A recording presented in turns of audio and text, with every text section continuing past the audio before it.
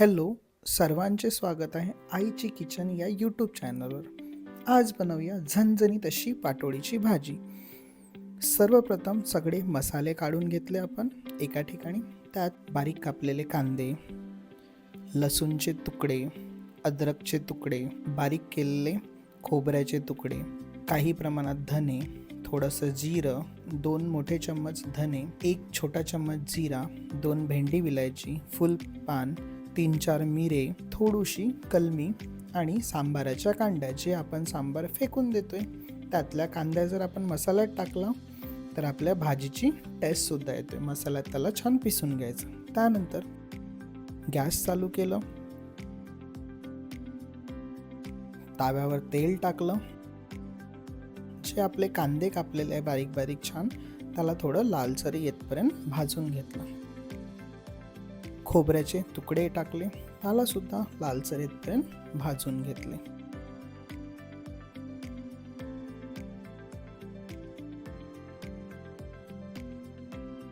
नंतर जे मसाले होते आपले, जस्ट लाईक जिरं, धने, भेंडी विलायची, फुलपान, मिरे, कलमी, ते सुद्धा आपण ताव्यावर टाकून घेतलं आणि त्याला सुद्धा लालसर येतपर्यंत भाजून घेतलं. कारण की मसाल्याला आपण जर भाजलं तर त्याचा स्वाद काहीतरी वेगळाच येते. त्यानंतर जे लसण आणि अद्रकचे तुकडे, थोडं धने आणि जिरं, ते आपण मिक्सरच्या भांड्यात टाकून घेतलं. सांबाराचे देठ सुद्धा टाकून घेतलं आणि त्याला मिक्सरमध्ये बारीक करून घेतलं. छान असं बारीक करून घेतलं. जे मसाले आपण ताव्यावर भाजले होते थोडेसे लालसर येतपर्यंत, ते सुद्धा खोबऱ्याचे तुकडे, धने, जिरं, कलमी, मोहरी, हे सगळं आपण मिक्सरच्या भांड्यात टाकून घेतलं आणि त्याला सुद्धा छान एकजीव करून बारीक असं पिसून घेतलं. अशा पद्धतीनं आपला पाटोळीच्या भाजीत लागणारा मसाला बिलकुल रेडी झालेला आहे. त्यानंतर आपण समोरची प्रोसेस करूया. समोर एक बर्तन घेतलं, त्यात थोडं तेल टाकलं. त्यानंतर त्याला गरम केलं छान आणि त्यानंतर तिथे कांदा जो बारीक करून ठेवलं होतं त्याला आपण टाकलं. थोडं त्यात जिरं टाकलं, थोडी मोहरी टाकली आणि त्याला छान लालसर येतपर्यंत शिजवलं. 1 चम्मच मिरची पावडर घातला, 1 चम्मच हळदी पावडर घातलं आणि त्याला छान शिजू दिलं. थोडंसं त्यात पाणी ॲड केलं आणि त्या पाण्यात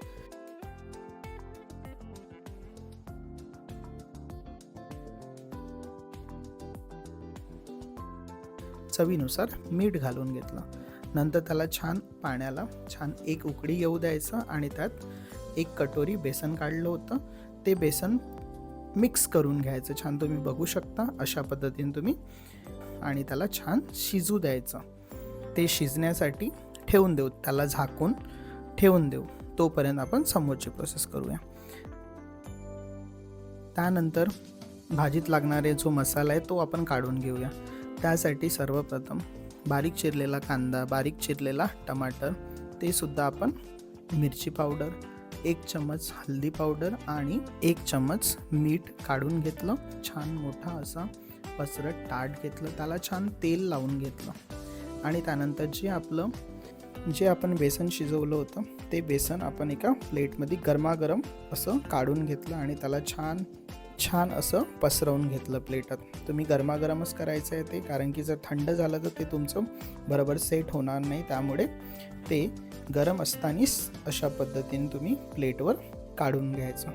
छान त्याला हाताने करू शकता किंवा माझ्या आईने चमचाने छान अशा पद्धतीने सेट करून घेतलं आणि त्याला काही टाईमसाठी असं ठेवून द्यायचं. छान झाकून साईडला ठेवून द्यायचं. ते थंड होतपर्यंत आपण भाजीची प्रोसेस करूया. सर्वप्रथम एक छान मोठी अशी कढई घेतली, त्यात तुम्हाला जेवढं तेल पाहिजे, आता आमच्याकडे थोडं जास्त तेल खाल्लं जाते तर थोडं जास्त तेल टाकलं, त्याला छान गरम होऊ दिलं. अर्धा चम्मच मोहरी टाकलं, कढीपत्ता टाकला, त्यानंतर बारीक चिरलेला कांदा टाकला आणि त्याला काही वेळ लालसर येतपर्यंत शिजवून घेतलं. त्यानंतर जे मसाल्याचं पूर्ण वाटण जे बनवलं होतं ते आपण, जेवढं तुम्हाला लागते मसाला तेवढं तुम्ही घालून घ्यायचं त्यात आणि त्याला सुद्धा छान लालसर येतपर्यंत शिजवून घ्यायचं. तुम्ही बघू शकता आम्ही शिजवून राहिलोय, त्याला छान असं मिक्स करून घ्यायचं आणि थोड्या जेव्हा मसाला थोडं तेल सोडतोय कढईमध्ये, तुम्हाला समजून जाणार जेव्हा मसाल्याने तेल सोडलं त्यानंतर तुम्ही बारीक चिरलेले टमाटर घालायचे आणि अशा पद्धतीने त्याला शिजू द्यायचे. नंतर ते सुद्धा तेल सोडणार काही वेळानंतर.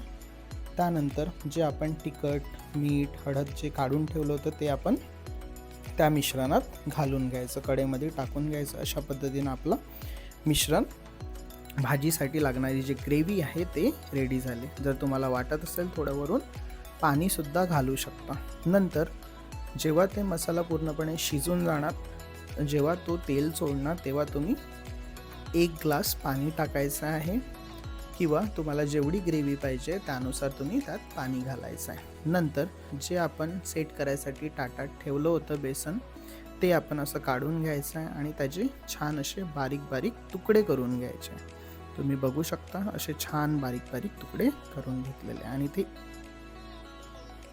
जे आपले भाजीची ग्रेव्ही होते ते अशा पद्धतीने छान उकळी आलं की त्यात जे आपले पाटवडीचे तुकडे आहे ते आपण घालून घ्यायचं आणि त्याला छान उकळी येताना शिजवून घ्यायचं. वरून अशी कोथिंबीर टाकायची. अशा पद्धतीने आपली महाराष्ट्रीयन स्टाईलची बनलेली झणझणीत अशी पाटवडीची भाजी बिलकुल तयार झालेली आहे. तुम्ही सुद्धा तुमच्या घरी बनवून बघू शकता झणझणीत अशी पाटवडीची भाजी. Thank you so much for watching.